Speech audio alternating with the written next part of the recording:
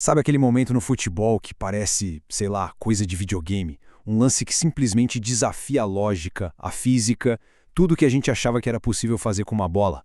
Bom, é hora de mergulhar numa dessas histórias.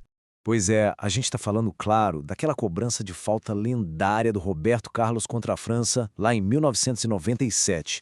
Um momento que, olha, até hoje deixa cientista e torcedor coçando a cabeça, tentando entender o que aconteceu ali. A curva que a bola fez foi uma coisa tão absurda, sabe? Tão contrafísica, que até ganhou esse apelido, o chute banana. Foi um momento de pura magia, que naquela época de grandes especialistas parecia quase normal. O problema é que parece que essa era chegou ao fim. E é aqui que a coisa fica séria. Dá uma olhada nesse contraste brutal. Na Premier League, a liga inglesa, a média entre 2007 e 2014 era de 32 gols de falta por temporada. E agora, na temporada 2023/24, 11. Apenas 11 é simplesmente o recorde mais baixo da história. Então, fica a pergunta no ar, né? O que aconteceu com essa arte? Para onde foram os gols de falta? Bom, para desvendar esse mistério, a gente vai investigar os três principais suspeitos: o cobrador, os obstáculos e, claro, o próprio jogo. Ok, vamos começar pelo começo. Quem bate na bola? Antigamente, a receita para ser um craque de falta era simples, né? Treinar. Treinar muito. Repetir a exaustão.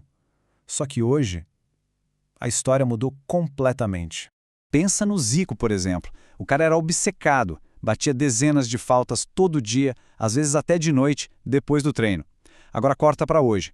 A palavra da vez é gerenciamento de carga. A ciência do esporte fala mais alto, com uma filosofia bem diferente. O foco é evitar lesão, é manter o jogador saudável o maior tempo possível. E isso, claro, acaba significando menos tempo para treinar um fundamento específico até a perfeição. E olha, isso não é só teoria, não. Ouve só o que um dos maiores gênios da cobrança de falta, o Juninho Pernambucano, disse. Ele mesmo admitiu que, com 37 anos, o corpo dele simplesmente não aguentava mais o tranco de treinar tanto.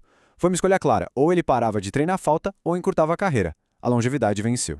Então, o ponto-chave é esse. Ninguém está proibindo o treino. A questão é que ele foi racionalizado. Pensa bem. Depois de um treino pesado de força, um fisiologista moderno vai olhar para o jogador e dizer: cara, e agora bater 70 faltas é pedir para se machucar.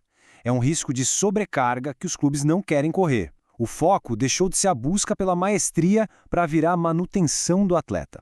Mas beleza, o cobrador mudou. Só que ele é só uma parte da história. A gente precisa olhar para o outro lado, para os obstáculos. Porque acredite, quem defende evoluiu, e muito. A barreira, por exemplo, ela passou por uma baita transformação. Para começar, os jogadores hoje são mais altos, coisa de uns 4 centímetros a mais em média. E segundo, e talvez mais importante, eles ficaram muito mais espertos. Antigamente, pular na barreira era quase proibido, para não atrapalhar o goleiro.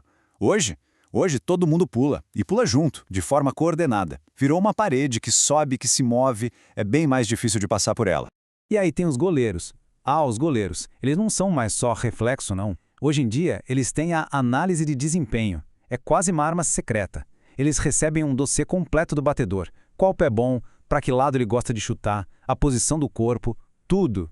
Tentar surpreender um goleiro hoje em dia é uma tarefa, assim, hercúlea.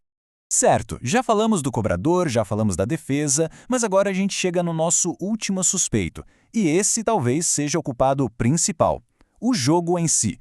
A forma como o futebol é pensado hoje mudou da água para o vinho. Olha só esse número, dá uma olhada. Menos de 4%. Para ser exato, 3,88%. Essa é a chance de uma cobrança de falta virar gol na Premier League hoje. É quase nada. É uma aposta muito, muito arriscada. E aí entra a tal da análise de dados, o famoso XG, os gols esperados. No esporte que hoje é movido por estatística, arriscar um chute que tem menos de 4% de chance de dar certo, bom, para os treinadores isso é quase um desperdício. É jogar a posse de bola fora. A lógica é: para que arriscar se a gente pode tocar a bola, manter o controle e tentar criar uma chance com probabilidade maior? Então, essa falta de vontade de chutar para o gol é, na verdade, um sintoma de um monte de coisa. As defesas marcam melhor, então acontecem menos faltas perigosas. Existe um medo gigantesco de tomar um contra-ataque mortal se a bola explode na barreira. E, como a gente acabou de ver, a matemática, os dados muitas vezes gritam para o treinador: não chuta. No fim das contas, o jogo coletivo, o estratégico, passou por cima do lance de gênio do brilho individual. Ok, depois de analisar todas essas pistas, a gente chega ao veredito do nosso caso do gol desaparecido. E a conclusão é bem clara: não tem um culpado só. O que aconteceu foi uma verdadeira tempestade perfeita. De um lado, os jogadores treinando menos esse fundamento por medo de lesão.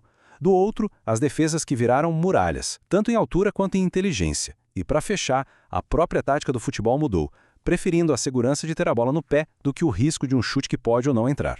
Então, quer dizer que a arte da cobrança de falta morreu? Não, acho que não. Ela não morreu. Ela tá meio adormecida, sabe? Esperando um novo gênio que quebre as regras, ou quem sabe uma nova moda tática que a traga de volta. O gol de falta virou um evento raro. E talvez por isso mesmo, quando ele acontece hoje, a gente comemora com ainda mais vontade. É ainda mais mágico. E tudo isso deixa uma pulga atrás da orelha, né? Uma pergunta para o futuro. Se a gente está vendo o fim da era do grande batedor de falta, daquele artista solo, qual vai ser a próxima grande especialidade do futebol?